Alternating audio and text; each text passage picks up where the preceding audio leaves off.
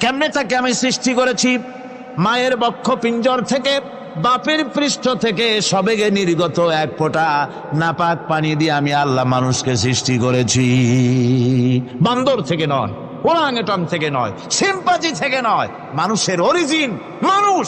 আদম থেকে তোমরা জন্মগ্রহণ করেছো, আদম এসেছে মাটি থেকে, তোমরা এসেছো আদম থেকে। সুবহানাল্লাহ ওয়া বিহামদি। এটাই হলো মানব সৃষ্টির রহস্যের কথা আল্লাহ পাক বলে দিয়েছেন।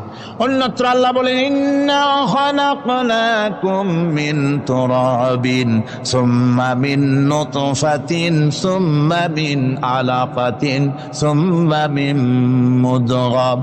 নিষ্প্রাণ মাটি থেকে তোমার উৎপত্তি হয়েছে, আর এই নিষ্প্রাণ মাটি দিয়ে তোমাকে তৈরি করা হয়েছে।